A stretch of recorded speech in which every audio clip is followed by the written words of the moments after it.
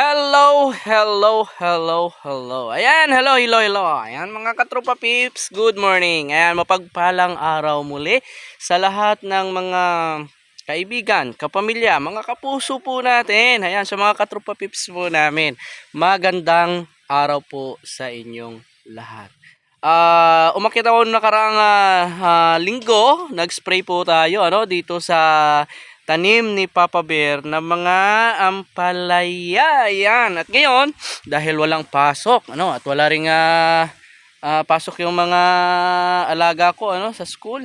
Umakyat kami dito sa bukid, naligo sila sa ilog.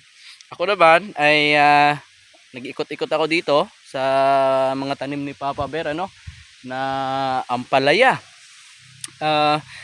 Sa awa ng Diyos, mga katropa peps, nung nag-spray po tayo ng Vigor Plus nung nakaraan, ay nakita natin ngayon, bumubunga na yung mga ampalaya ni Papa Bear. Ayan.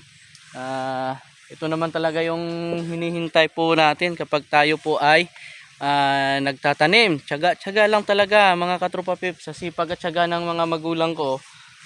Kahit hindi naman ganoon na karami yung tanim namin ngayon dahil hindi po tumubo yung mga buto na binili po natin lahat, ay kahit papaano yung mga tumubo naman ay bumubunga na. Ayan mga kaibigan po namin. At syempre kapag bumunga na, mayroon tayong pang-ulam. Ayan marami na rin. Habang umaakyat sila sa balag ay nagsusulputan naman po yung mga bunga po ng ampalaya ni Papa Bear. Bali yung mga nakaraan daw ay nakapag-harvest na rin sila. At siyempre masaya rin tayo dahil hindi lang sa mayroon pong pang-ulam, ay kahit papaano ay may naibibinta po sila at may nagagamit po sa mga kailangan po nila. At siyempre hindi naman ganoon kaganda yung bunga, hindi katulad nung nakaraan po naming tanim dahil din po siguro sa panahon, dahil sunod-sunod yung ulan, mga kaibigan po namin. Pero kahit papaano sa awa ng Diyos ay bumubunga naman po yung mga ampalaya ni Papa Bear. Ayan.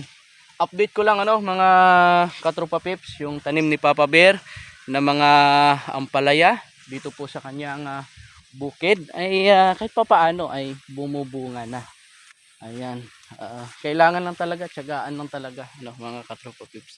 May mga iilan na yung mga pwede nang harvestin, pero hindi naman ganoon pa karami.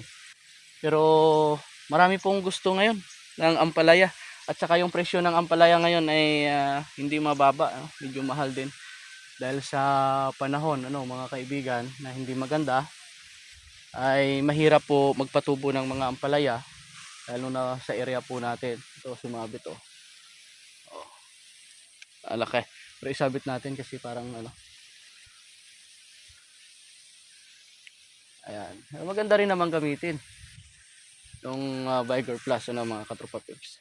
Kailangan din talagang kailangan i-harvest itong mga kailangan harvestin, tapos mag-spray po tayo ulit dahil may nakikita tayo nga mayroon din na mga uod mga katropa. Ayan, sa mga kaibigan po namin na gusto rin magtanim ng ampalaya, ayan, update lang din natin na huwag tayong panghinaan ng loob. Tanim lang tayo ng tanim mga kaibigan. Yung sili sa sobrang tanda na, may bunga pa rin. Halos mahigit na 1 taon. Bumubunga pa rin naman, pero hindi na siya maganda. Pero mga kaibigan, maraming salamat sa Diyos at kahit papaano ay bumubunga na yung ampalaya ni Papa Bear. Yung iba matataba din.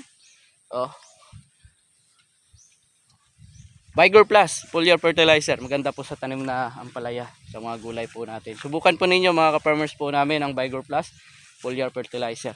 Nakaganda. Daming bunga. Saka ang mahahaba yung bunga ng ampalaya. Pwede na to harvestin Pwede na yan. Kasi mag-spray tayo next week na naman. Ito, ang gaganda ng mga bunga, mahahaba. Lalim. Ang ganda. Yung taas. May mga bunga. Umakyat pa lang, marami ng bunga. Yan, update ko lang mga kaibigan po namin. Bumubunga na. Ay, yung sa mga malapit lang dito kay Papa Bear, ano, sa Barangay Calagos, Mambusaw, Capi, sa mga gusto po ng ampalaya ay kontakin lang po ninyo si Papa Bear.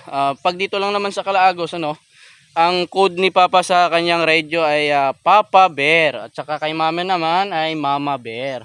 Kontakin lang po ninyo. Mga gusto po ng ampalaya, ayan, pwede na po tayo makatikim. Tanungin lang po niyo kung magkano po yung binta po nila. Pag sa kanila po kayo bumili, mura lang po yan. Ano mga kaibigan, dahil napakabait po ng aking mga magulang. Ayan, sige po mga kaibigan, in-update ko lang yung tanim ni Papa Bear na ampalaya. Maraming salamat sa Diyos at bumubunga rin naman. Ano? At siyempre, hindi lang mayroon tayong pang-ulam. Kapag may tanim tayo, ay siyempre, ay may maibenta din sila at may magamit din po sa ibang bagay. Sige po mga kaibigan po namin, maraming salamat po sa inyong panunod. I-like po natin at i-share yung mga videos po namin. Ina-update ko lang po yung tanim ni Papa Bear dito sa kanyang bukid. Siyempre, sana ay makapagbigay din ng inspirasyon kahit na hindi naman ganun karami. Ay kapag mayroon kang itinanim, mayroon kang aanihin. Ayan. Sige po mga kaibigan, maraming salamat. Bye-bye po.